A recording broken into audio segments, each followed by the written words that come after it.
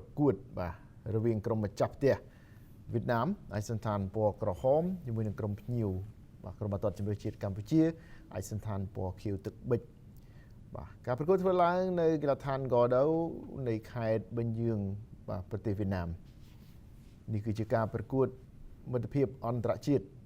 ដែលកាត់សេចក្តីដោយអាជ្ញាកណ្ដាលហុងកុងក្រុមបាល់ទាត់ជម្រើសជាតិកម្ពុជានៅក្នុងវគ្គទី1យើងឃើញថាមានការដាក់សម្ពាធគៀបសង្កត់បានច្រើនទៅលើក្រុមម្ចាស់ផ្ទះតែឱកាសមួយរបស់ក្រុមម្ចាស់ផ្ទះគឺច្បាស់ជាងយ៉ាងណាក៏ដោយត្រង់បាទមួយបាល់អំបញ្ញមិញនេះគឺបាទទាត់មិនចំគោលដៅទេបន្ទាប់ពីអ្នកចាំទីកែវសុកសេឡាព្យាយាមដាល់បា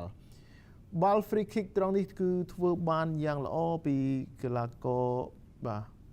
វៀងហៃឡុងទាត់ free kick មួយនេះល្អហួសតែម្ដងដែលមិនអាចឲ្យអ្នកចាំទីជួយសង្គ្រោះបាននោះទេងាកមកការប៉ុនប៉ងរបស់កម្ពុជាវិញម្ដងយូដៃអូកាវ៉ាត្រង់នេះទាត់ពីលើដំបូលទូកតែសង្គ្រោះបានដោយអ្នកចាំទីរបស់វៀតណាមកីឡាករវៀងដិនជាវ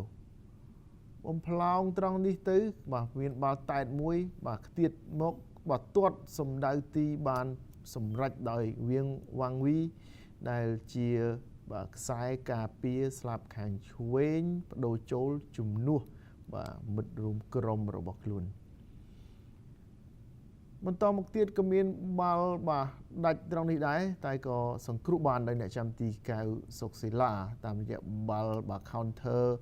attack បាទលឿនហើយបាទកីឡាករពាក់លេខ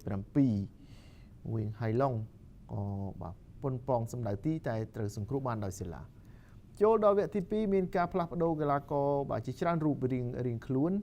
បាទត្រង់នេះគឺជាការបញ្ជូនរបស់ Nick Taylor សរតនាដែលបដូរចូលជំនួសហៅសុកណេតលោតទៅតែតបាល់បុកជាមួយបាទអ្នកចាំទីរបស់វៀតណាមត្រង់នេះបាទធ្វើឲ្យគេមានបញ្ហាបាទទទួលការឈឺចាប់បន្តិចបន្តួចផងដែរបាទយើងមើលត្រង់នេះវិញម្ដងជាការបញ្ជូនទៅរកបាទស្លាប់ខាងស្ដាំបំផ្លោងចូលក្នុងតែក៏ចំជំហររបស់អ្នកចាំទីផងដែរការឲ្យបាល់របស់កីឡាករលេខ18អុកសុវណ្ណបន្តមកត្រង់នេះហើយគឺជាឱកាសគ្របបាល់តាមពីក្រោយដោយកីឡាករវ័យក្មេងប្រកបដោយភាពឆ្លាតវៃត្រង់នេះគេសម្លឹងមើលរួចជាស្រេចអំពីជំហររបស់អ្នកចាំទីដែលបើកមុំធំបាទSamuel ក៏បាទសុទ្ធសម្ដៅទីតែម្ដងកីឡាករដែលបង្ហាញខ្លួនជាលើកដំបូងឲ្យក្រុមជម្រើសជាតិរកបានគ្រាប់បាល់ដំបូងនិងជាគ្រាប់បាល់តែមួយគ្រាប់គត់នៅក្នុងការប្រកួតនេះបាទមានការតែតសម្ដៅទីដែរតែស្រាលបន្តិចពី Andre Nieto ធ្វើឲ្យអ្នកចាំទីបាទកីឡាករវៀងដិនជាវអាចចាប់បាល់បានបន្តមកត្រង់នេះ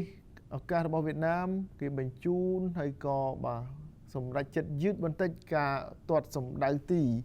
របស់កីឡាករលេខ5បាទកីឡាករបាទរបស់វៀតណាមគឺបាទត្រូវសង្គ្រោះបានដោយអ្នកចាំទីកៅសុកសេឡា